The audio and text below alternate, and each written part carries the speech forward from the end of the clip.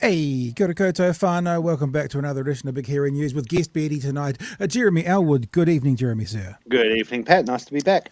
Yeah, good. For people who are already disappointed in life, Chewy is doing some stuff with the Dunedin Fringe Festival tonight, doing some judging and some reviews, and so he's off doing that. But for those of you who don't know, I always put the right that way. Jeremy is the OG BHN. Episode 1, Jeremy. The OG. That's Episode right. 1. And if you look back far enough, I think it's still got about 73 views. Episode 1. And I think there is an irony that I was on that episode, but normally it's me who can't do it because of things like Fringe festivals. And Chewy's away doing my job, so I'm doing his. That's how it's working. Sounds good. So we're really excited to have you on board, Jeremy. Everyone in the chat will be lovely. Well, most of them will be, I'm sure. Sure. Whatever. And as you all know, when Chewy's not here, I'm not particularly good at watching the chat, so I'll do my best to put some comments up there, like this one. Kia ora, Jeremy.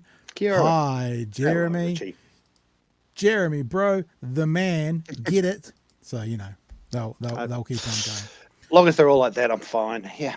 Bunch of stuff to talk about tonight, whānau. We are going to talk about sort of workers' rights, and I keep saying Brook Van Velden, but I guess we got to say the national-led government looking to change a whole lot of employment laws and health and safety laws and what that all means, especially for the workers. I mean, they're not even hiding it anymore, Jeremy. Brook Van Velden was like, bloody, bloody, bloody, bloody, blah is what's best for business. Bloody, bloody, bloody, bloody, blah is what the businesses need. Not a single mention in the story last night of what's best for workers. So we thought we'd get Anita on from First Union to have a talk about what that's all about. That's coming up. Also a bunch of stuff around Mr. Luxon being accused of being like Russia from Labour. I think that possibly might be a bit too far, but, you know, they're trying to make a point about what's happening under urgency as well. And also Australia is poaching all our ECE teachers. Check this out. $50,000 worth of money for relocation costs. So another public sector employee from New Zealand going to Australia. And let's just say it from the start. The way you stop that is to pay them more. But they'll dance and dance and dance and dance and dance and dance around that. And nurses, teachers and police will still leave. And remember again, this is the government we have now who are criticising the last government for letting too many of these teachers, nurses and police officers go. We've already seen them offer a worse contract to police than Labour offered them. And as we'll show you tonight with David Seymour on one of the breakfast TV shows this morning, they're not overly overt, Jeremy, at saying, yeah, of course we're going to pay them tons more to keep them. That was kind of kept in the background. But if you're a landlord, you'll be sweet ass. All right. So lots going on tonight. And let's say, first of all, a huge thanks to our patrons. Lovely to have you guys on board. Thank you so much for being a part of what we do. If you want to come and join the team, help us continue to make independent news, you head to patreon.com/Big Hairy News. Want to say hello to Clint Smith, who became a producer today, and Gold, who actually jumped up from Super Patron to producer. So a couple of names and shout outs there for the billboard. You've probably seen this for a while, Jimmy. You ready? There's another one. Here we go. I'm actually just catching up on it. I'm looking for a few names. It's funny. Since it's been a while since I've been on, but I've been catching up with various people, and there's one of them right there, who say that they are buying their cups of coffee when they can, and listening and watching more importantly. So the word has spread. The good word is spreading, Pat. There's a couple of other people on there as well. This might actually be the wrong page because I had a couple of people in the Patreon and a couple of people in the fuel level as well. So maybe I'll do this again at the end and bring up the right page. I think that's yesterday's billboard. But if you're a part of what we do, we thank you very much. And you can always be a part of it by heading to patreon.com/Big Hairy News, just like that. Oh, that's nice, Jeremy. You should get some more of your friends to buy us coffees and stuff. That'd be lovely. It's less about you and about the number of friends that I have, to be honest, Pat.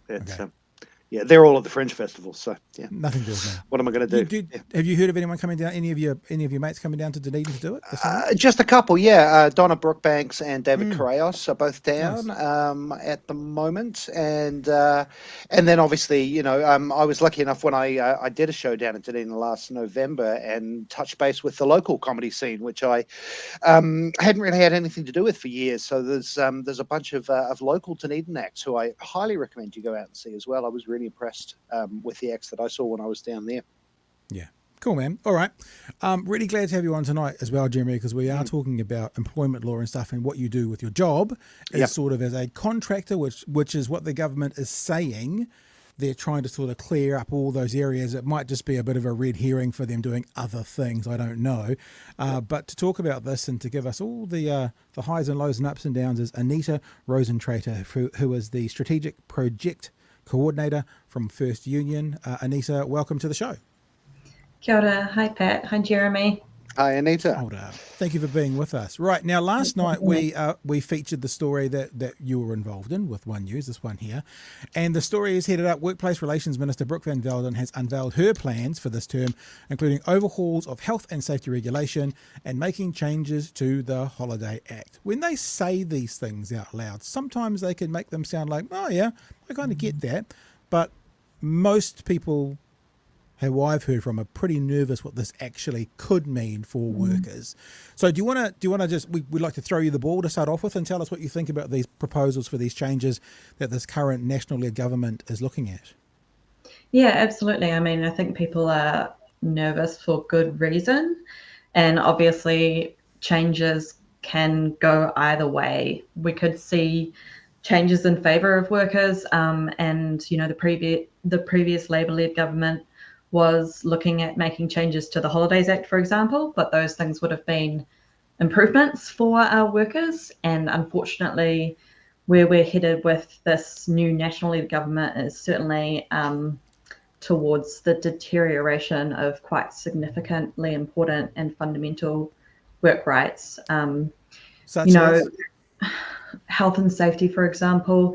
I mean, health and safety is something that we're all kind of like grown at a little bit when we're the ones at work and we're being told to follow rules and things. But obviously we recognize why we have those laws, why they're so important.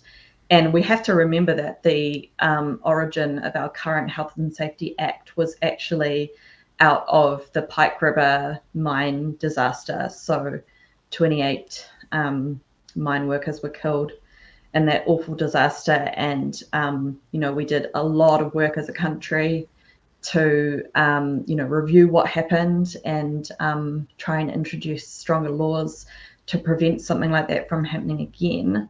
And that act's only been in place for 10 years. And I would argue that it's not even really fully embedded out there. There's still a lot of employers who haven't really caught up. And partly that's because WorkSafe has been quite ineffective, which is a whole nother thing. But now we've got a new government coming in saying, actually, this is all much too onerous. I was saying to my partner yesterday, he's a builder, it's much too onerous to make sure that you don't die on a construction site, honey. It's just... In fact, Brooke Van Velden said something, and I'm paraphrasing. She said something last night about the cost of having to keep, and I think she talked about people on building sites or working sites, kind of compliant with the law is becoming too much. And we read that as the cost of keeping people kind of equipped to the highest level of safety and good practice they want to get rid of. Now, if you follow that down the waterfall long enough, you get to unqualified people who are unsafe in the workspaces, which doesn't sound like a nice, safe place for the workers to be. Nah, and there's a lot of it out there, the law is designed to be like the minimum. You can do better than the law, and that's completely fine, but you shouldn't be doing any less than that. But unfortunately, that's just not the reality. And there's plenty of construction sites out there where they're not meeting even the most bare minimum laws. And other workplaces as well, obviously. Like, I don't want to just pick on construction, but we've got forestry, fishing, all of these really high. Agriculture, I think, is probably even the most dangerous. Well, I was going to say, I mean, you were saying this law was, it came off the back of the Pike River tragedy, but I mean, our record in workplace safety, even prior to that, was pretty appalling, to be honest. I mean, particularly in certain industries. So, yeah, I mean, this law was a long time coming. And I mean, are you getting an indication of this is one of many things they've mentioned? Are you getting any indication of where you think this government's looking at going with it? Yeah, I mean, like you said, it's one of many things. So they've sort of like pointed at the Holidays Act as well, Yeah. at the certain aspects of the Employment Relations Act.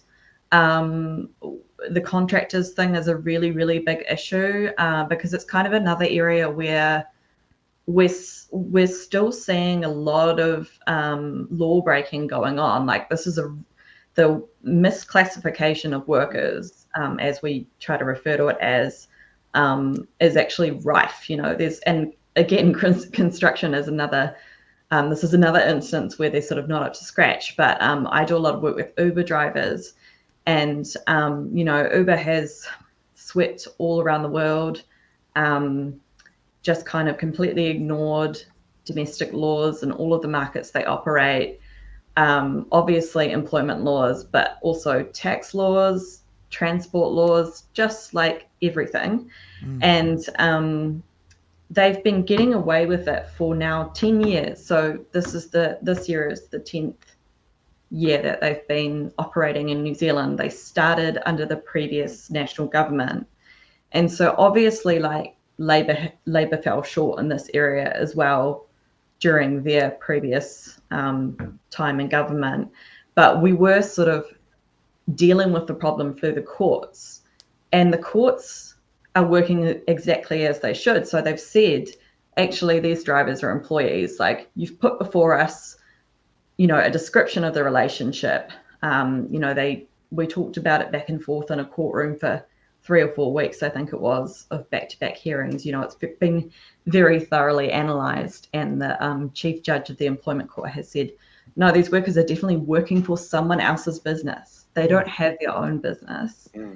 And so for the new government to kind of come in with this really arrogant sort of view of like, we don't even have that, they don't have that depth of understanding, right? Brooke Van Velden did not spend 4 weeks in court listening to those testimonies from those drivers, not to mention however many years, studying and practicing the Chief Judge has obviously done to become an absolute expert on this point of law. So to just come in and be like, actually, that's not right. We're going to do something completely different. We're going to let this company that is a multi-billion-dollar global company out of Silicon Valley just completely erode our most fundamental employment rights and protections. And it doesn't stop with Uber. Like, we pick on Uber because they've kind of spearheaded this new model. And what we're seeing already is other companies following suit, right? Replicating their model in the area of small passenger vehicles and food delivery. But it doesn't stop there either, right? It's just going to keep spreading and spreading. There's even an instance of an app, a similar app being set up in home support. So carers who are going into the homes of elderly people are being engaged on an app that, I've heard people describe as like not dissimilar to Tinder, swipe right if you approve of this home support worker. My goodness. Yeah. Oh, you go, Jeremy. Well, no, I was gonna say, I think that's the thing. Uber is, it's obviously a really clear test case, but I think some people might hear about the Uber case and think, well, it's this multi-billion-dollar company, international, what are we going to do? But it is very prevalent here, and not just in businesses like that. I mean, I'm a freelancer. And everything I do is done on a contract basis, including certain office-based roles that I've had. If I've brought in, without going into details because I'm not quite sure what sort of NDAs I've been covered by, but I've had a case in the past where I was given the option of being a contractor or an employee. Exactly the same job, exactly the same hours. I took the employee option because it was a novelty to me, because I'd never had holiday pay or anything like that. You know, it was like brand new. But it was, even at the time, it was kind of bizarre to me that there was an option there, because this isn't something I was coming in and doing for 24 hours. This is something I was doing full time for quite a long extended period of time.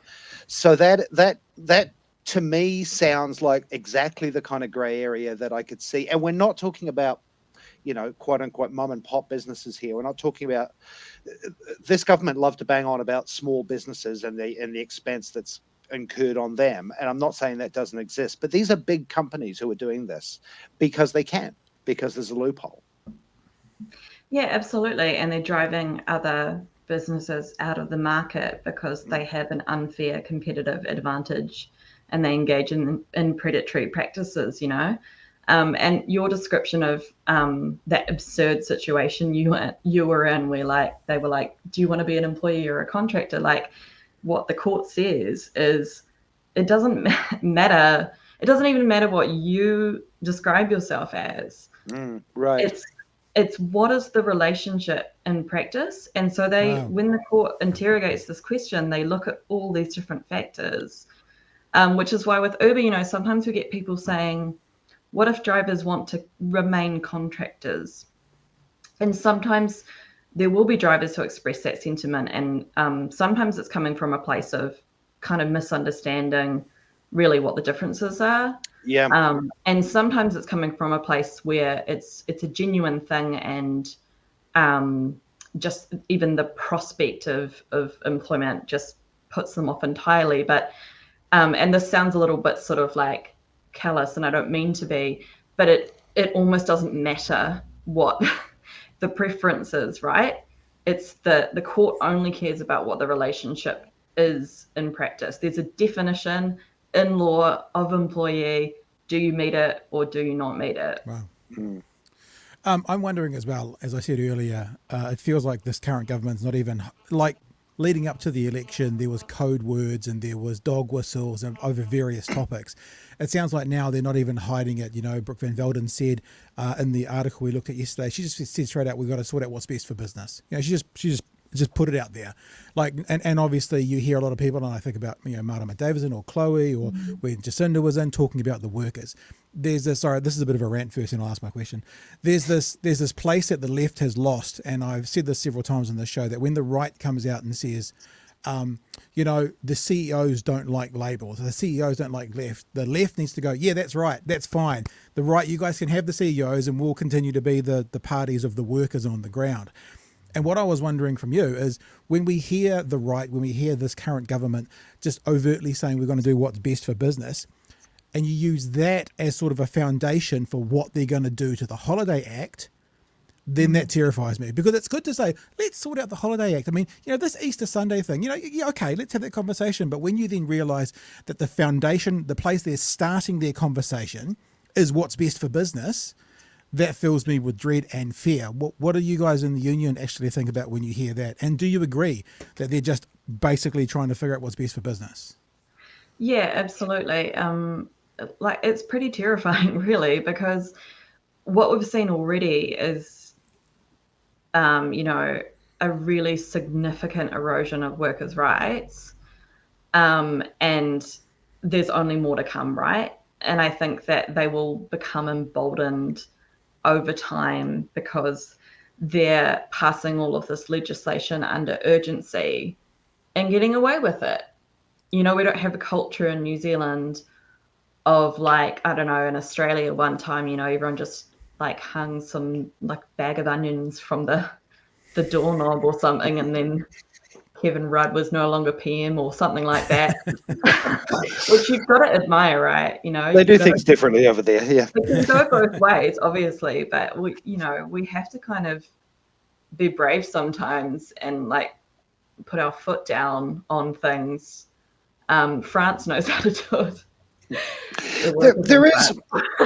There is something, man, as Pat said at the top, as when we started all this, I mean, there are some changes that could be made. to certain parts of, I mean, like I say, as a contractor, and certainly I'm thinking on behalf of small and medium-sized businesses. I mean, there is a lot of red tape involved around things like the Holidays Act, for example.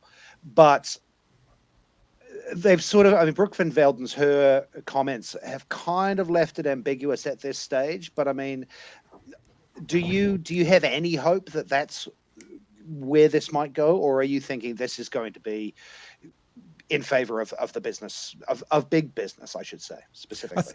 Jeremy, I think what I hear you asking is will this be a fair negotiation between business and worker, or will the government just back business full stop? Or even actually a fair negotiation between business and small to medium-sized employers. I mean, there is a bit of a balancing act there, but do you see any evidence that that's going to be the case? No, and simple. There we go. We're done. See ya. Thanks for coming, Anita. That's great. There was a massive amount of work done around this because, and so the trigger for it was, there was this point, I think it might have been like 2013 or 2014 or something, when we started realizing that everyone was calculating holiday pay incorrectly. So there's this really annoying thing called relevant daily pay, which is quite a complicated calculation. And the kind of intent of it is that if a worker is off on leave, they should get paid what they would have been paid if they had worked that day. So if they normally work 12 hours a day, their employer can't turn around and be like, I'm paying you the standard like 8-hour day because you're on leave. No, you've got to pay them what they would get otherwise. Otherwise, they're like financially disadvantaged by that.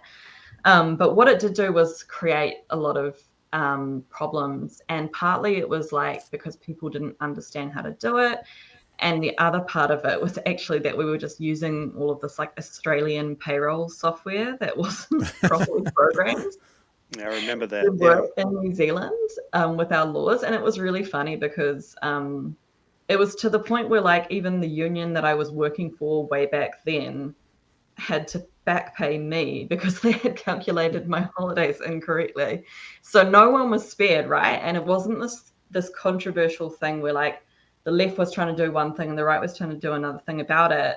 There was actually consensus that like the legislation wasn't working quite clearly and it needed to be fixed. So there was like this working party under Labour. They came up with like a whole raft of things that they were going to do. It was all looking really promising. And then it sort of sounded like National was going to come in and be like, well, let's not throw the baby out with the bathwater. Like the work's been done. Let's just implement it. But based on what Brooke Van Velden presented a couple of days ago to Business New Zealand, it doesn't look like that's the case anymore. She's sort of saying like, I'll have a look at what they've come up with and then we'll do some of it and not other parts of it. So I have no doubt that some of the kind of more beneficial stuff that I have heard about coming out of that working group is not going to be implemented by this government. It's probably a good point to also mention. I said this the other night on the show that in the last week I've talked to two separate people who are sort of on minimum wage jobs that were having trouble with employees that they should join a union. And if Chewy was here, he would have said this 14 times already in the conversation, join a union, join a union.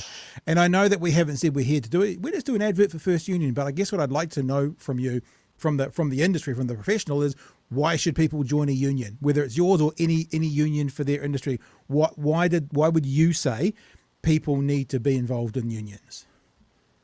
I love this, and I feel like I have to declare that I didn't ask you to do this. No, it's unprompted. Hashtag no ad. That's what we say. We say hashtag also, no ad. Don't judge us for our crappy website. We know it's crappy, but times are tough. I've actually forgotten what your question was. Why should people join a union? Any union, why should people be involved? Because it's the most effective way to actually bring about positive change in a workplace. Like there's research out there that proves that. And we spend so much time at work. It's completely absurd that we should go to work for 40 hours a week and then just like, sit there and shut up about what we think. We should have influence over what happens in our workplaces. And the most effective way of doing that is by having a collective voice so that you're not like sticking your neck out on your own. And that, you're actually given the opportunity to like talk about things with your workmates and come up with your own solutions. It's not all just like kind of a top-down thing. One of the things I think about, because when you work for a union and when you're like active in the rank and file as a delegate, for example, you try and recruit people to the union, and it's like quite a hard conversation to have. It's kind of like, you know, if you're like a door-to-door salesperson or something, like that's a hard thing to do, to go up to someone and to try and convince them to like part with their money for anything really. Yeah. But what I like to remind myself is, if like, would I try and sell this product to my family, right? Like if I'm a door-to-door salesperson for like lifetime supply of encyclopedias, like when I'm not on the clock, I'm definitely not telling my mum like, you should buy these encyclopedias. This is a really good investment. But I would definitely say to like any of my loved ones, definitely join a union. Like it's the right thing to do. We're the biggest like civil society organizations that exist, and all of the bosses are unionized. They all have their associations. Business New Zealand itself is what that is. And they also have like a shit ton of money to spend on like driving you into the ground. So the least we can do is like pull together some of our like tiny bits of money and try and do something in the opposite direction. I always think one of the best arguments for joining a union is just look around and look at the people and the companies who keep telling you not to. That's the best argument. You know, look at the politicians around the world and the major companies who go, "Oh no, we don't want unions." Yeah, that's a reason to join. Yeah, thanks, Mr. Bezos. I think you've given us a good reason to join now. I was wondering if we would meet Starbucks on that. Yeah, we've got to do that. Hey, thanks so much for coming on tonight. I'm glad we've connected, because, you know, these are the conversations we have on a regular basis. So it's good to know we can now call you a friend of the show, and maybe you'll come back sometime. 100%. Yeah, I'm really glad that you guys contacted me, and I'm definitely going to check out the show. I've never been like a very big YouTube person, so I think I'm missing out. We're on YouTube, we're on Twitter, we're on Facebook, we're on Twitch, and then we have our audio. This all becomes an audio podcast that goes onto Apple Podcasts and Spotify as well. So you can find us. Oh, amazing. I love podcasts. Definitely going to follow. Thank you so much for your time. It's really great to talk to you. Thank you, Anita. I really appreciate you jumping on tonight. All the best. That is Anita Rosentreter from First Union. There you go, Jeremy. Now I've got some chats I'm going to use. You'll be proud of me, chat. I actually saw some of the people and I put some stuff up there. But do you want to say anything about that conversation to start off with? Like, is there anything that jumped out at you? Yeah, no, I mean, I think there's the country feels a little nervous at the moment, doesn't it? And I think it's with statements like the one we've just been discussing, that, you know, phrases like, I'm going to look at what they've come up with and we'll see. You know, that's not what you want to be hearing from this three-headed monster of a government that we've got. Well, it's this, especially coming from someone like Brooke Van Welden, who you're already a little bit nervous, and now you're going, yeah. So I understand why. I mean, if I was involved in working in a union, or working on a factory floor or whatever, I would be nervous when they bring up things like the Holidays Act and, you know, contract wages and the laws around that. Yeah, it's potentially dangerous. One of the scariest things, and I am paraphrasing again, we could play it if people wanted us to, but she said something on the news last night, like they were going to have less focus on like safety compliance issues and more focus on why these safety issues were happening. And that to me just sounded like an ambulance at the bottom of the cliff. So after the accidents happen, they'll figure it out, but they won't focus on complying to, you know, safety standards so they wouldn't happen. It was that I found that to be quite disconcerting, actually. Yeah, look at the way that our health systems worked out, since, you know, the focus has been for so long on what happens literally in the ambulance at the bottom of the cliff, as opposed to working on preventative, which is, you know, the smoke-free legislation, for example. Yeah, for example. Guru says, it's a moment like this, New Zealand and its workers really miss the wonderful late Helen Kelly. Is it Marianne? Sorry, my eyes are bad. Marianne says, top 3 industries for death in New Zealand are forestry, farming, and construction. I used to work for Osh and WorkSafe. Rajan says, Uber is terrible. See, the thing about Uber is, I mean, I don't know about you, Jeremy, you can cop to it or not, but I use it. And I once heard someone saying, don't use Uber. All the money goes to an international conglomerate, whereas the money in the taxi stays in New Zealand and stays in your community much more. And I go like, I understand that, but I still use Uber. Not a lot, but okay. So if I land in Auckland, it's Uber. That's what I do. Yeah, it's unfortunately, and particularly when I travel, internationally, just the idea of not having to deal with cash as soon as you arrive in another country and deal with an Uber. Yeah, no, I agree. So my argument to that is, so let's let the unions do their thing and try and fix the problems with it, as opposed to, throwing the Uber driver out with the bathwater. Yeah, well, the First Union made a bit of a name over the Uber thing. If you go to their website, hashtag, not an ad, firstunion.org.nz, you can actually see there's a whole section there for Uber drivers. So if you're an Uber driver, it looks like they've got an actual part of their union has been set up for the work they've already done just for you guys. So go for it. Every generation has to struggle against capitalism's myopic focus on profits, says Gary. And Lurchify says courier drivers have had the same issues as Uber drivers. What I learned tonight, and it's what I always like being the dumbest person in the room because you get a chance to learn, is doesn't actually matter what relationship you want to have with the business. Yeah. If you tick the employment boxes of the definition, then you are. Like I worked for a radio station and I chose to be a contractor, but actually going by what Anita said, I was an employee. And so when they didn't renew that contract, if I'd have known that back then, maybe it would have been different. No, I don't know if I believe that definition has been enshrined in law because of this case that they've been taking with Uber. I mean, I don't think back when you and I had those contracts, I don't think that was actually in law. I could be wrong about that. But the courier drivers, I believe she was sort of alluding to that at one point. But you're quite right. Yeah, they've got exactly the same problem as Uber drivers. All right. Thanks for your chats, team. Oh, look, just as we speak, before we go on, look at this. Frosty, $2 super chat. Thank you, sir. Unrelated, not actually unrelated, because guess who we're talking about next? David Seymour visited my school today. Oh, more goss, thanks, Frosty. We want to know more. Are you speaking of the school? Were you in the haka that greeted him as he left the school? I'm trying to remember exactly where that was today. I was just reading about it before. He visited the school today and got greeted by a very, shall we say, non-welcoming haka as he left, and then had his car surrounded. So, wow, I didn't know that. Haven't heard that. We'll have to look that up. It's also interesting. Speaking of haka and the Wellington female Super Rugby team, they did that haka a couple of weekends ago, and to be honest. It was interesting, but it wasn't really news. But then apparently they repeated it after they've been told not to. Now I'm interested. Like, honestly, there's something, it's elevated now. And they've gone like, stuff you guys, don't care what you want. This is, I don't know. If it was in America, they'd say, this is our freedom of speech.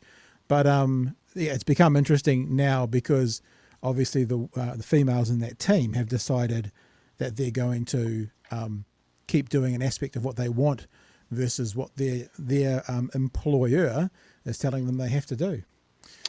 So sorry, just going back to your commenter, I'm wondering if he's speaking about Freiburg High School in Palmerston North. Earlier today, David Seymour visited there and was faced off with a haka. And at that point, quote unquote, from Stuff, students swamped his car. It appeared that his Crown car was kicked as it drove out the school gate. Wow. All right. So, I'm just wondering if that's where that comment's come from. Well, this is one of the things we love about the show. Let's go live and have a look actually at what you're talking about. I hadn't. This is all fresh to me. I didn't know anything about it. Let's have a look. Right.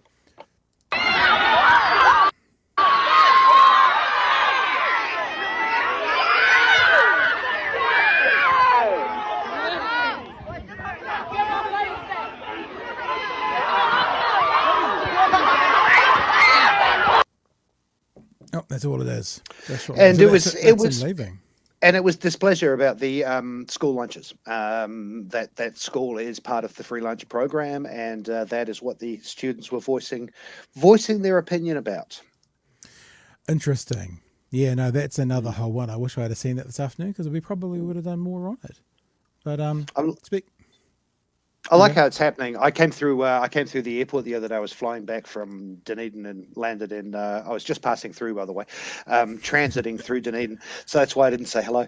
I landed in Auckland, and as I arrived in the terminal, I actually thought there was a fight happening. I could hear shouting, and then when I turned around, it wasn't a fight. It was just one particularly disgruntled voter venting their opinions to Winston Peters as he passed through. So yeah, no, it was people are voicing their displeasure. And before we move off these topics altogether, $5 super chat from Jezza. Thank you, sir. It's or ma'am. It's an uphill battle, but I always say to others, when I was a union rep in my workplace, you have car insurance. This is insurance for your work. Yeah, it's actually very similar to the conversation I had with these people who I told to join a union the other day. You know, people complain about insurance, and my dad used to sell life insurance, so I've had it in my ear since I was a little kid. And I've always described it as insurance is the biggest waste of money until you need it, and then it's the best money you've ever spent. So it could be said same for the unions. It's a waste of money until you need it, then it's a godsend because you can perhaps match the resources that your Uber or your Starbucks or your Amazon or your warehouse, or not casting aspersions, or your Countdown or whatever has a lot more access to get to. Yeah, and it is a vicious cycle. I mean, I completely understand. You know, it is money out of, particularly at a time like we're living through at the moment. It's money out of someone's pockets, and they don't think they can afford it. Well, you know, one of the ways that you're going to be able to afford it, maybe a little better, is helping the union. Yeah. So yeah. All right, now let's get to this one, shall we? This is a story about Australia is poaching our ECE teachers. I have two clips to play. One is of David Seymour, who has some responsibility in this area, but this first clip is only about 60 seconds, 61 to be precise, and it's an ECE teacher, Ken Horney, I think it is, and he's just moved to Australia, and he shared with Breakfast this morning why he had moved. ECE teacher Ken Ahone moved to Victoria from Porirua just 3 weeks ago. He's got up very early on the other side of the Tasman to speak to us. Ken, thanks so much for your time this morning. What was the final straw that made you move? So I've been a teacher for 10 years and graduated with my degree in teaching ECE. It was the cost of living. Like, I wasn't able to live independently, you know, on my own. So I had to move back with my parents. It's just not something I wanted to do. Then an opportunity opened up, and it was through the Victorian incentive. So they were, you know, offering money, and yeah, I decided to take it. Was the draw card the money? Yeah, pretty much money and just some of the working conditions. So it's lovely, eh? Because I know I'm being silly here, but if you pay teachers $1 million a year, they wouldn't go anywhere, and you would have the cream of the crop from the rest of the world trying to get here. If you pay them $1 a year, they'd all leave. And the question is, where is that balance that doesn't stop them continuing to go to Australia? And it seems we did this last night, actually talking about the police, Jeremy, and what the police have been offered. That $800 million gap, right? That $800 million gap in National's plan for interest deductibilities. $800 million mistake, $800 million error. With that $800 million, if you chose to, you could offer every police officer in New Zealand an additional $76,000. Now, I'm not suggesting you would offer everything, but I'm saying how easily and simply a decision to funnel funds this way is versus funneling funds that way. You know, $800 million hole, what could that have been done with? Teachers, nurses, and of course, police officers. I remember the first time I heard the ad. Some people who watch it or know me at all will realize I'm a big baseball fan, and I was listening to an American baseball podcast, and I heard the ad for the Victorian relocation fund for specifically for teachers. So it was an American broadcast. Well, it's a podcast, you know, but it is it's very much aimed at American market. Right, and yeah, they were advertising, hey, come and live in Victoria. The weather's good, and you can do this and you can do that. Plus, we'll pay your relocation. And I just remember hearing it and thinking, I've heard stories about that happening, about how Australia helped fast track visas when they reopened after COVID to get hospitality, for example, workers into the country more easily, whereas we were still throwing up all kinds of barriers. Australia does a lot of things that I don't like, but that particular thing, yeah, you can see why people are moving. Of course they are. I mean, one of the barriers that stops someone moving, we've known for decades that wages are generally higher in Australia, but one of the things that stops people moving is it costs quite a lot of money to get there. Yeah. Well, if they're throwing 50 grand at you, I think somebody said, as a relocation. I think it's up to $50,000 relocation cost. So basically, if you spend $35,000, I think they're giving you $35,000 for relocation. Right, but it's up to 50. So that's all your flights, including your pets, if you're taking pets, because that's not cheap. Yep. Shipping your furniture, it's tough to compete with, but it doesn't feel like we're even trying to compete with it at the moment. I mean, I think that's actually where you're heading with a couple of things that David Seymour had to say about it. There's almost a feeling of like we think it doesn't, or certain people think it doesn't really matter. It does, when you're losing, that's generational. If you're losing the top tier of educators, in the same way, and it doesn't have to be ECE, it doesn't have to be school, it could be, it's the same thing that's been happening at universities. When the top lecturers in health departments, economics, law departments are taking plum jobs overseas and not teaching here, it diminishes an entire generation. We're not talking about the number of jobs, which is high enough in itself, but we're talking about the generation of people who are missing out on their education afterwards. Yeah. Now, this part of the conversation will be cut from the clip, so this is only for you live guys, because I'm getting some grief in the chat about my caps, and you've just said that you're a baseball fan. I'm wanting you to tell me, is my base? This is minor league team. This is a minor league team called the Syracuse Mets. There they are. It is. Yep. It's the Syracuse Mets. What I do is I often buy 3 or 4 hats from the same place. See, I've got that one, which is down here, right there. See. And I think my hat game is on point, but I think some people in the chat are telling me they grew up with my hat game. As a baseball fan, I would like your professional opinion before we go on to the next part of that conversation, and all this will be cut out from the clip. I'll give you my opinion on 2 ways. Firstly, as a baseball fan, I am fully behind you. Secondly, as just a hat wearer, I am fully behind you. What I would encourage you is take the sticker off. You got the little sticker on the front of your hat. I know that's a style choice, but it's not mine. Not yours. Very good. No. So the people in the chat. There we go. Now watch how seamless this is, because none of this will be in the clip afterwards. Watch this. So David Seymour also this morning was talking about this. He was interviewed on Breakfast, and look, we've said this before about Mr. Luxon. I've looked for the clip, I can't find it, but I well remember Mr. Luxon being on a breakfast show talking about nurses actually, and him talking about this terrible Labor government and all of the nurses that are going to Australia and they're earning more. And so, of course, the interviewer, as they should, said, so you're going to pay them more as Prime Minister. And he would not commit to it. So he complained and complained and complained and complained about Labor, losing nurses, better money. So you're going to fix it by paying them more money. Stum. Would not answer that. We do get a little bit of the same vibe with Mr. Seymour here. In fact, I've cut out a bunch of this conversation because he does go through a whole 2 minutes of blame Labor, blame Labor, blame Labor. And then, of course, he asked the question himself, you're going to ask us what we're doing. And that's how we start this part of the clip. But your question is, what are you going to do about it? Yes, well, I'm hearing you don't think that we maybe don't need to, would be the implication. I should explain this. David Seymour made it pretty clear that, well, it sounded like he was making it clear that because the number of ECE teachers had actually gone up by 3% last year due to immigration.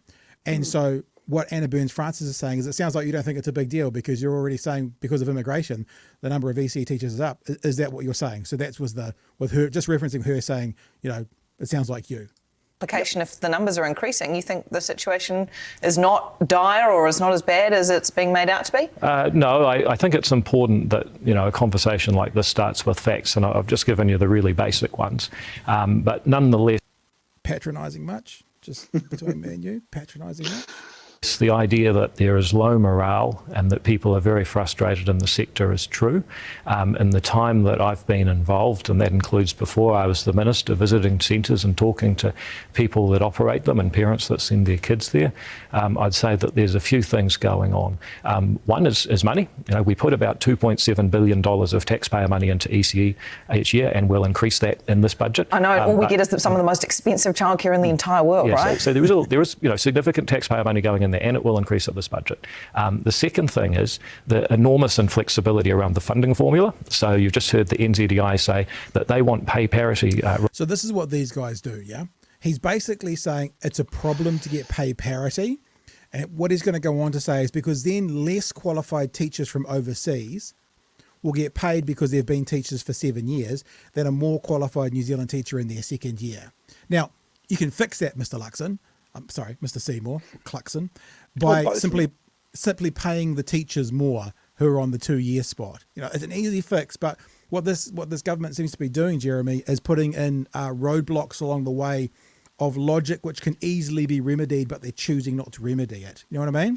Well, it's doing exactly what it did in our earlier conversation about labour laws. Is it muddies the water by throwing the blame on existing problems within the system, existing problems within the law, within the wording of the law, within the red tape involved in various laws. And those problems might exist, but the fundamental problem is, go back to that first interview, but that first interview, you had a guy who had trained as a teacher, started working as a teacher, and had to move back in with his parents. That's the problem. Yep. And we heard last night. He didn't move because some police are moving back in with their parents. Police. He didn't move to Australia because he was I can't remember quite what David Seymour just said, that he was fed up or that morale was low. You know, he obviously loves his job. He's moved to another country to do the same job. Yeah. But he couldn't afford to live independently, was his words. You know, and that's. And, you know, let me be clear at this. I don't think any of our last governments have done enough to address this issue. I mean, I don't think this is not something that's new to this government. But what he's doing in this interview is, like you said, and like we alluded to in the conversation around workers' contracts and health and safety and things like that, is that they're shifting the blame. They're putting the blame on the paperwork as opposed to the bottom line. You know, for a government that seems very insistent on the bottom line, improving the bottom line for businesses, they don't seem to be showing a lot of that for improving the bottom line for anybody else. Yeah. And just so you know, Jeremy, one of the things we've been doing for this whole political season is we're judging this current government by what they held Labor accountable for when they were in opposition. So I think it's really fair. I mean, at minimum, we want to hold this government accountable to what they attempted to hold Labor accountable to, and we want to hold them accountable to what they've said. Now, so I agree with you. This is a systemic problem that's gone on for decades. Teachers are not getting paid enough. Yeah. But these guys came out and basically said, we're going to solve this, and they're not. So even though this is a systemic problem over decades, these guys we are at least going to hold them to the words they talked about. They criticised Labor for exactly what they're doing right now and not providing solutions to. So therefore, don't criticise Labor or fucking fix the problem. Okay? And I didn't realise you were doing that, but of course you are, because you have to, because they didn't run on anything else. Yeah. You know, their election was not about having 50 great new ideas that they wanted to try. In some ways, the last two Labor victories were run on ideas, and my disappointment is that a lot of those ideas never went anywhere, or were not followed through, or they quite frankly chickened out on some of them. So holding this government to account for the stuff that they have been criticising for the last 6 years is perfectly fair and valid. And I acknowledge your right to do so. All right, so let's get.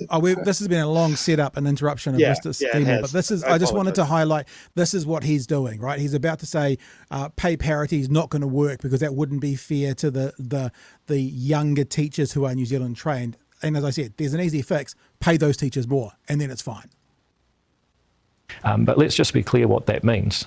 It means an inflexible scale of union negotiated payments for every single worker in the sector. And where the people operating the centres end up is they get a certain amount of money per hour per kid from the parents and from the government, and then they have to pay these rates. And it sometimes doesn't make a lot of sense. But you haven't got pay parity at the moment, and you've got a problem. So why not do pay parity and maybe don't have a problem? Well, because it already, where it applies, in order to have pay parity, in order to get extra funding, you have to apply it. So, you know, where it applies, it actually is inflexible and it creates very strange incentives. For example, you'll see centres where somebody who's not that experienced, who's coming from overseas, one of those people we were talking about earlier, actually ends up getting paid more than somebody who is at a lower pay grade but from New Zealand and is actually more useful in the centre. So there's a couple of things there about the xenophobia there, that the person from overseas, the New Zealand-born one, will be better for the thing. Who knows?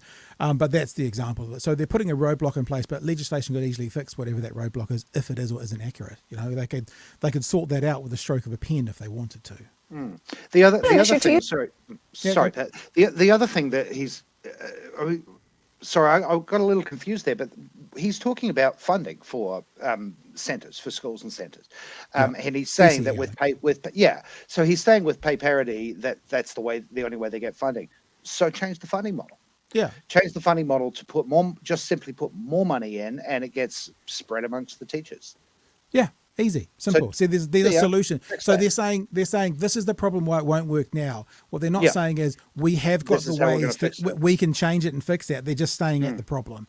And we might even get to that in a story coming up before we finish tonight. We're talking about rates and how expensive they are. There is ways to fix that, but rates hasn't been sorted out for decades, and so now we're facing a problem. These guys are saying there's a problem that's been here for a long time, and then they're stopping. So fix the problem. You can fix the problem. It just requires more money. That $800 million mistake you made, that millions or hundreds of millions given back to landlords, all that stuff, all of that stuff could solve this problem. But you're making an active decision to do that rather than fix this. Don't hide from it. Like this, if they were honest about it, I would respect them more. If they were like, no, we've given the money there, so we can't do it here, I'd be like, you're pricks, but I respect you as the prickishness that you are. But they're basically going, like last night, Mark Mitchell said over and over again that the tax breaks to the landlords, that's a completely different conversation than how we're paying police. No, it's not, because it's money going into a pot and it's money coming out of it. They're not being honest. Be honest, and I would respect you more. That's what I think. Anyway. We'll keep going. Because when we started off this conversation, you talked about the numbers going up, and that is largely reliant on migration. That's not New Zealand graduates, and yet we are seeing New Zealand graduates go overseas. These are Kiwis leaving our country and being replaced by foreign workers coming in to fill the gap. This is my point. But is that actually a problem? Well, here's the point. What pay parity means, if you think it's a problem, then pay parity means that you have to pay somebody who is a New Zealander, recently graduated, less than someone who is from overseas, maybe actually less New Zealand experience and less useful to the kids in that centre at that time. I mean, the question that I'd like to ask him is, why would you say that an international teacher, ECE, is less useful? It's just a strange turn of phrase to say that they're less useful. What? Well, they might be, but they might actually be more useful. It's just such a bland statement that kind of feels a bit, as I said before, it's got the feeling of dog whistling xenophobia to me. Like those foreigners who aren't as useful. And again, it's avoiding the fundamental question, which is, well, then pay the recently graduated. Raise the floor, raise the floor on all of this. You can have both. You can have pay parity. You just raise the floor that it's starting from. Yeah. All right. So if you want to put this inflexible model right across the system, I just tell you that's one of the consequences of what the union are asking for. You could alter the pay parity scheme, though. I mean, the union can ask for one thing and you can apply something else. At the end of the day, the union is actually also just asking for more money. People like Ken are saying we need to be paid more. The salary difference, I think it's $50,000 starting wage in New Zealand. It's $80,000 in Australia. I mean, it's $30,000. Yeah, and unfortunately, that's not too far off the difference in the average wage between the two countries. I mean, we got to wake up and... And that's bullshit, because the average wage here is between $90,000 and $100,000, right? So if he's trying to say 50, somewhere around 50 is the average wage, and the average wage in Australia is not 120. So, I see what you mean. Yeah, right. Okay. Yep. Sorry. So I don't think he's got that right at all. Face that reality. That we're always going to have lower wages than them anyway. No, that's a pessimistic point. Actually, that response requires normal speed. We're going to go back for that. The face that he pulled for that when Anna Burns-Francis took the logical leap to say, so you're saying the gap's about the same, therefore you're saying we'll always have lesser, almost like she offended him, like she said something bad about his mother. This is a total distraction, but I keep thinking she's got her arm in a cast. I just keep feeling sorry for her. I keep thinking she's got a broken arm. Anyway, carry on. It's a sponsored cast. I know, it's the laptop. Yeah, there we go. $1,000 in Australia. I mean, it's $30,000. Yeah, and unfortunately, that's not too far off the difference in the average wage between the two countries. I mean, we got to wake up and face that. No, I mean, I'm not actually playing him slower than he normally talks now. You're just used to 1.25. reality. That we're always going to have lower wages than them anyway. No, that's a pessimistic prognostication, Anna. No, I'm just saying you just said we had to face reality. What is the reality? The reality is that the statistics are that today.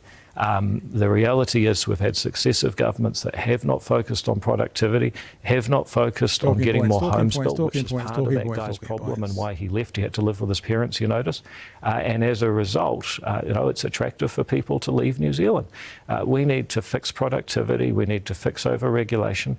We need to fix housing. If we don't do those things as a government, I suspect that people will lose confidence in us.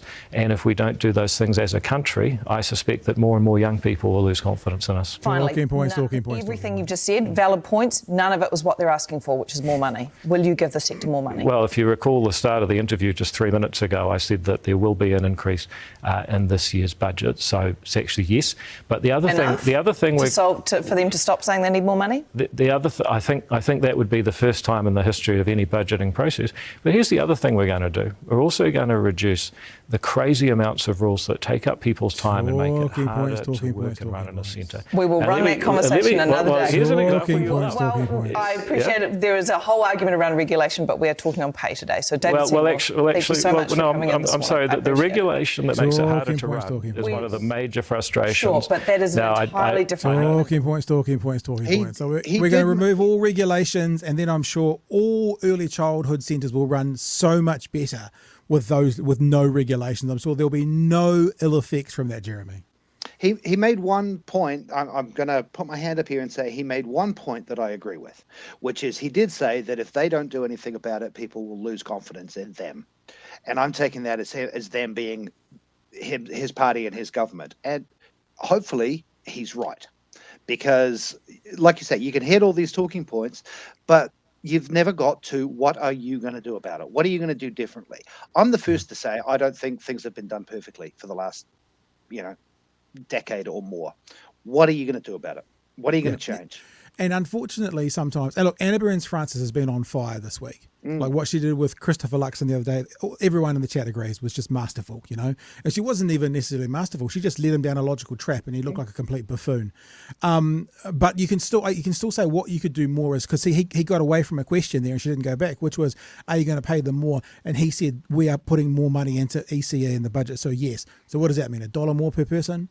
Like now, what is that more going to turn into for the ECE teachers day to day? How much more will they get? So we didn't quite get there, but this is the negative of TV, and the positive of things like this is they've got 7 minutes to get to the next ad break, and then off they got to go. We've also got Jezza telling us that TV needs a product placement warning for airing David Seymour. Yeah, one of those LDS in the corner, although that sounds like Latter-day Saints too. But yeah. All right. Is there anything else you want to touch on there, Jeremy? I'm going to, or if there's not, I'm going to move into... move us on. We've got rates rises, and we've got, our government being like Putin for some reason. But we'll talk about that. So, story tonight, New Zealand homeowners facing an average rates rise of 15%. Actually, TV3 News Hub did a much better story on it than TVNZ. I'm not biased one way or the other. I tend to look at both because they give out a whole bunch of facts and figures right at the start, which I think are really pertinent. And I've actually been speaking to a local body politician this evening to try and get a bit more of an understanding about this. So let's have a look. Homeowners, brace yourselves for an average rates increase of 15%. That's worked out by economist Brad Olsen, who surveyed 48 councils across Aotearoa. And when you break it down further, that is an extra $416 a year, which Olsen says is a stark illustration of the cost pressures councils are under. For example, in the last 3 years, bridges have become 38% more expensive. Before we do anything else, just looking about this, see that word there, water? And that word there, sewerage, that's 2 out of 3. 2 of the 3. 2 of the 3. And remember what all of the mayors said who are against Three Waters. They said no to government control. But none of them then told their voters, and because we're saying no, and we're going to have to pay for it ourselves, your rates are going to go up. None of them said that. And 2 out of the 3 things that are costing significantly more would have been taken off councils' hands, the costs for them, by central government if the racially charged, lying far-right groups hadn't tried to convince the nation it was only about iwi getting all control. So just be aware, look at the screen if you're watching. If you're listening, trust me, it's here. Bridges, sewage, that's a pipe. Roads and water, that's a pipe. So 2 out of the 3 waters are the most expensive increases. To build. Sewage systems 30% more costly, and road and water supply costs have gone up 27%. And yet the council's share of tax revenue has remained at 2% of GDP for 50 years. The government... So this is real interesting. And as I said, I was talking to a local body politician today, and he made the point to me that the reason this really hurts local bodies is that, especially if you're in a place like, and he mentioned Ruapehu, I guess you could probably say Rotorua, you could probably say Taupo, those places that are tourist meccas, that the local rates can't pay for the extra million people that come through. So that needs to be paid by central government. And this model here of a flat 2%, yeah, okay, it's proportional. So if it was out of $1 billion, it would be one thing. Out of 100 million, it would still be proportional. But this needs to change. And I think there's a case to be heard, Jeremy, that if you are one of these tourist hotspots, that the government needs to figure out a way to proportion some of this percentage to places that have 10 times their population come through. So 1/10 of the number of people in that city or town for that year have to pay for all the infrastructure getting through that same year. I thought it was a really interesting point. It is a really interesting point, and I think I actually think you can extend it a little bit, which is that a lot of, I mean, that slide you just had before, that News Hub just had before, when you're talking about something like roading, for example, there are a lot of roads in this country that do not just benefit the people who live in that council district. You know, I live in Auckland. There are certain roads up here, the road to the airport being a prime example, that it's a benefit. It's of national interest. It's a benefit to the whole country, or it's certainly to the whole economy. And you know, we're not alone in that. In the same way that having an extra million people in Rotorua or Queenstown or wherever actually benefits more than just that region, because most of those people aren't just going to be spending money there. The money goes nationally. So I think that percentage, there needs to be a redefinition of what councils are responsible for and what national government is responsible for. Yeah, I'm going to look that up as well, because you've just mentioned Rotorua. I'm going to have a look up while some of this is playing, just out of interest, how many tourists visit Rotorua per year versus how many ratepayers there are. And I think, I mean, like, I haven't done that research yet. I think it was a pretty obvious stat that the person gave me, and I think it's a really interesting way to start thinking about this. Maybe something from the tourism sector needs to be funneled to those cities. I don't know whether that will be a levy at the airport or something, so that they can actually have a proportionate number of bodies per year paying for their water or their pipes as that many people are using them, not just the people who live there permanently. Interesting thought. Local government rates shown in the blue at the bottom there. Local Government Vice President Campbell Barry says it is no secret that the funding system for local government is broken. Simon Shepherd reports. What poured into the water at Parnell in Auckland is probably how ratepayers are feeling about the tsunami of rate hikes. We are at a tipping point. We need to do something, because if we don't, it's only going to get worse. Councils are preparing their long-term plans to work out how to pay for a local government infrastructure deficit of $51 billion, a deficit that keeps on growing. Over the past 3 years, the cost of building a bridge like this has gone up by 38%. Roads, sewage, water has all gone up by about 30%.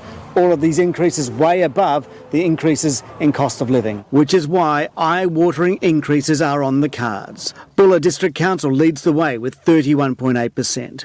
For the major centres, Auckland's the lowest, followed by Christchurch, Tauranga, Wellington and Dunedin, but the biggest hike goes to Hamilton. The context around that is Hamilton's the fastest growing metro city in New Zealand right now. As you can see from this, we've got a lot of growth going on. These proposed nationwide hikes are even bigger than last year's 10% average, and they were the largest in 20 years. I think there's a lot of councils that demonstrate that they're spending money on nice-to-haves, have racked up debt, and now the chickens are coming home to roost. This is not your frilly nice-to-have projects at all. We've stripped those right right out. Local councils say relying on ratepayers won't fix the funding abyss.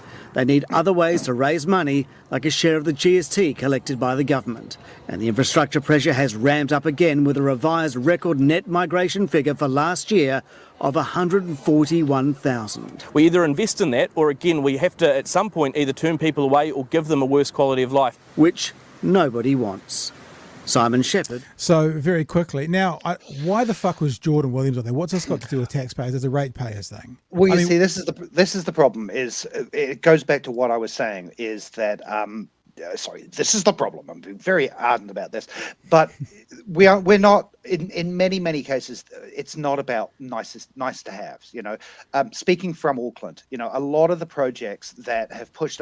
One of the reasons Auckland has the lowest rate hike this year is that ours have steadily been going up for the last few years. We've had reasonably significant hikes because of some major infrastructure, the inner city rail link, various developments, infrastructure. They're not nice to haves. We don't have a lot of the nice to have. Would have been nice to have a waterfront stadium. Would have been nice to have a second harbour crossing by now. Would have been nice to have all that stuff. All that's gone on the back burner because we're paying for the stuff that is necessary, that really is necessary, and certainly not alone. I mean, that certainly covers so many parts. Hamilton's a great example. Christchurch, Dunedin, all these centres are spending money on things that cities need as we grow. And I think it's time that, people took a good hard look and went, these cities need these things, but not just for the people who live in these cities. These need them so that the national transport network functions properly, so that you can take a flight to somewhere and be in a city without, being stuck in roadworks for 4.5 hours at peak hour or whatever. I'm exaggerating, but not by a great deal. So screw the taxpayers union is what I'm saying. They're always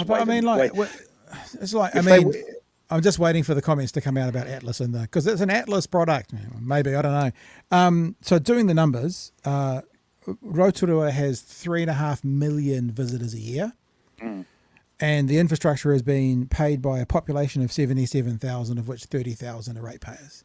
Yeah. So 30,000 ratepayers is paying the infrastructure for 3.5 million. So that sharing of GST or some kind of levy. Look, there's always conversation when a tourist gets lost in the bush, right?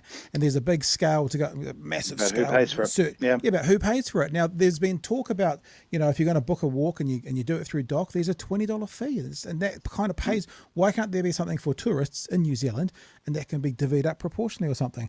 The other thing about these rates...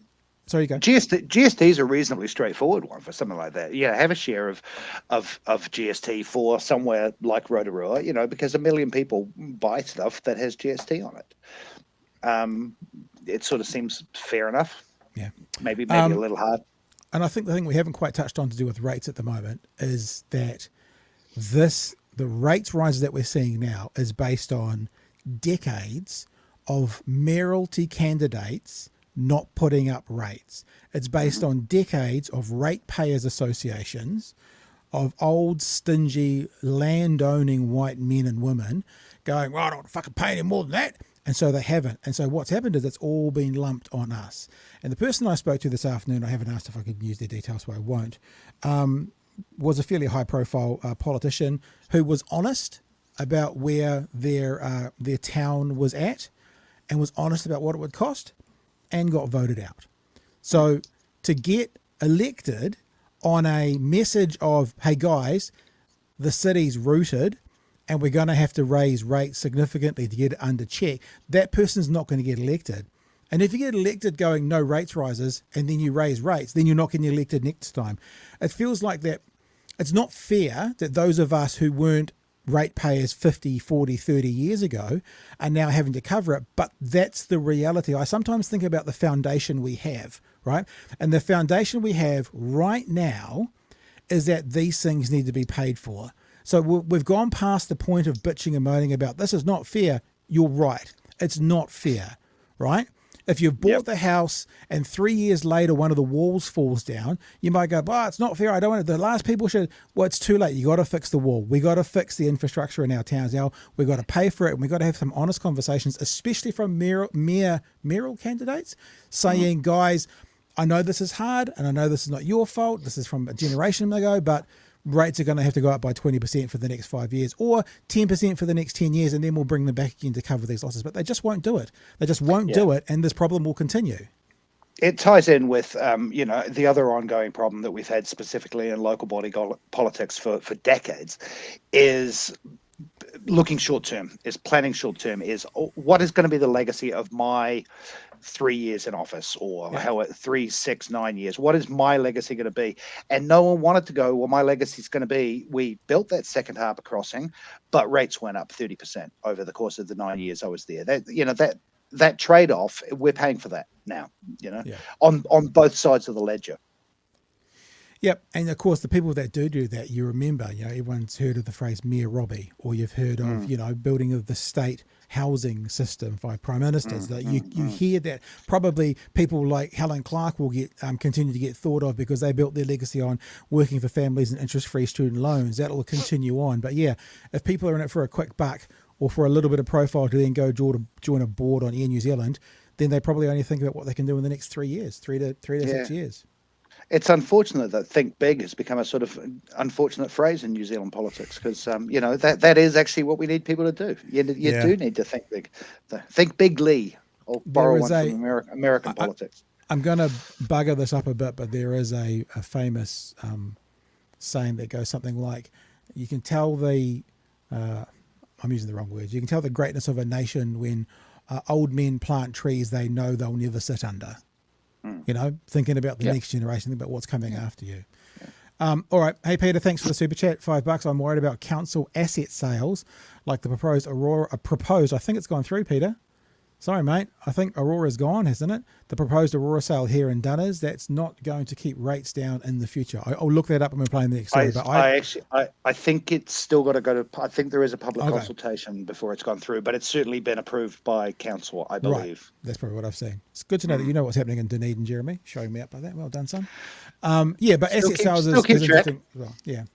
All right. Let's get to the last story of the day, and I'm not quite sure how to set this one up because it's about the Labour Party having their retreat, but it's also about the Labour Party talking about how the national-led government, I wonder how much that irks them, that we're always calling about the national-led government, especially with the negative stuff, because the other guys, the minor parties kind of get away with not having their names mentioned as much. The national-led government are being accused of all this usage of urgency as something that's getting around democracy. Now, yeah, it's a viable part of the democratic process. They're allowed to use it. Comparing someone to Putin and or Trump, don't know if I'm going to go there. But maybe if we take a step back and think of the conversation behind that, which is the desperation for the use of urgency and what it actually means to the process of governing this country, that's a pretty good conversation. Although, Jeremy, once we get through this conversation, if you want to say that they're just like Trump and Putin, then that's fine. I won't fight you on that. Let's have a look. Chris Hipkins has doubled down on his claim the government is acting like a dictatorship. The Labour leader took his troops on a soul-searching field trip today, where one MP even momentarily likened the coalition to Russia. I like that it's a field trip. It sounds like a school going to a bakery or something. It really does, doesn't it? In line. Have you got everyone have a buddy? Have you got a buddy? Who's your buddy? Who's your buddy? Okay. On the bus now. Russia's regime. Jamie Insall reports. Limping into opposition after a crushing election defeat. Labour MPs turning up to their Martinborough caucus retreat today with more questions than answers. How we can stay together as a team, how we can rebuild. We're going to be the government again at some point.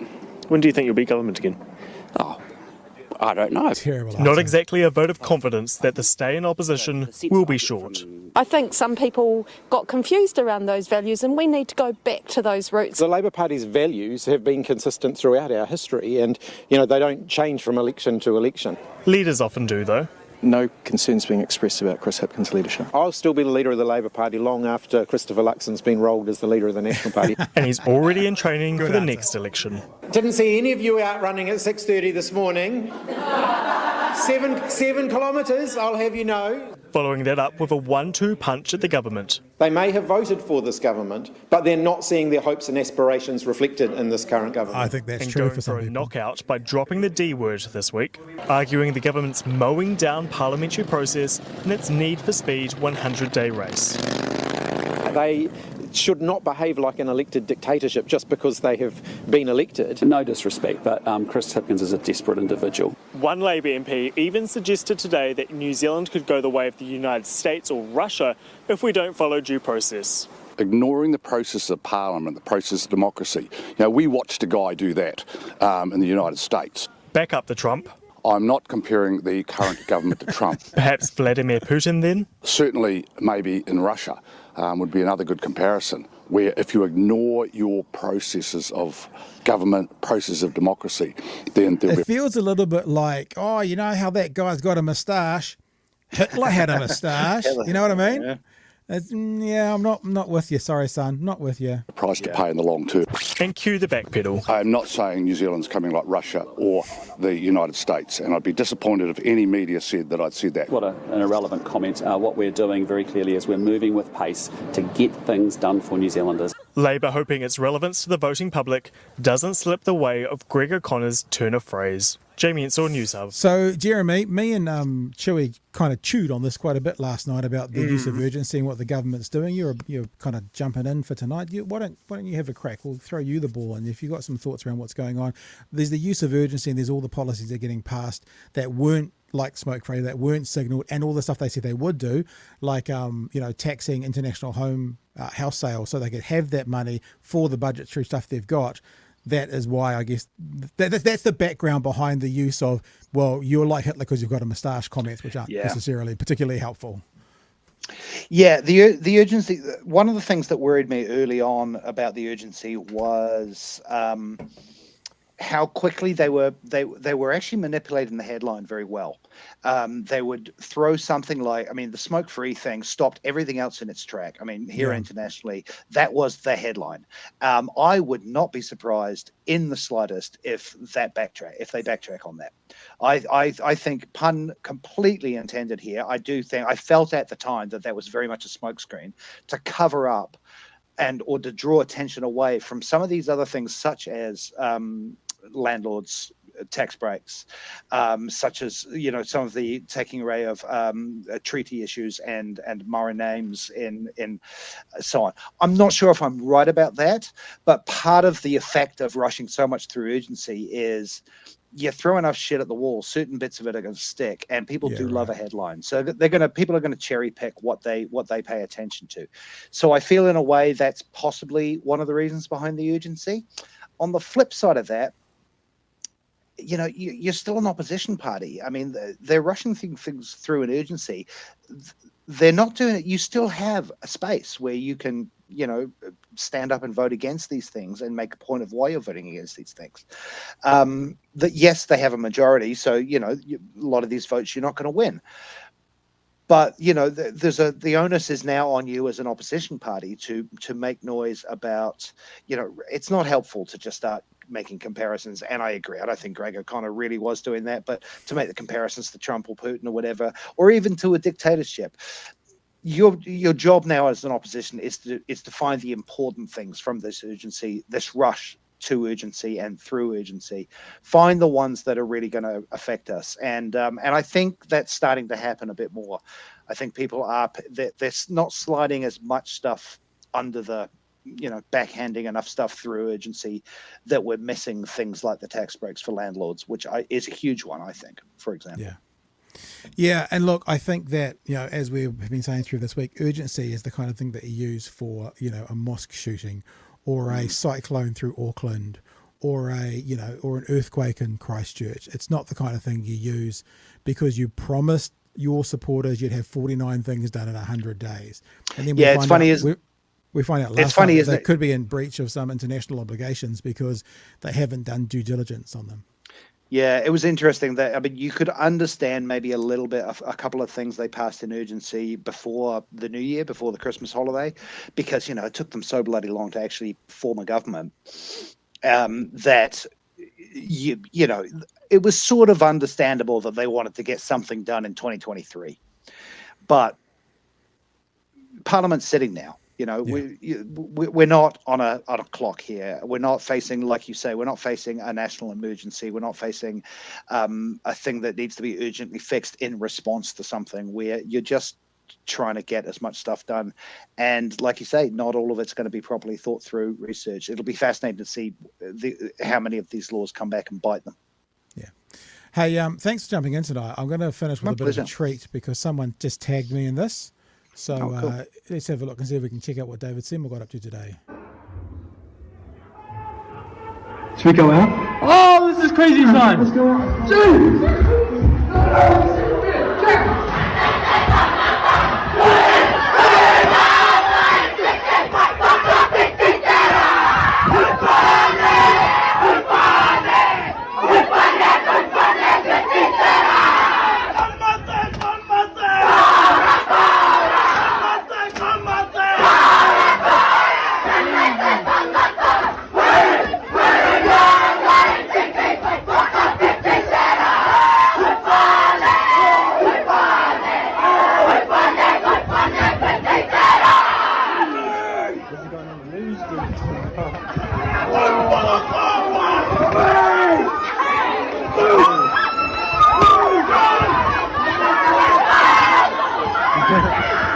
So I wonder how long it'll take for a whole bunch of people to say inappropriate, radicalised. Well, I'll tell you one thing he could do is he could pay those teachers out of his personal security budget because they're doing the job for them.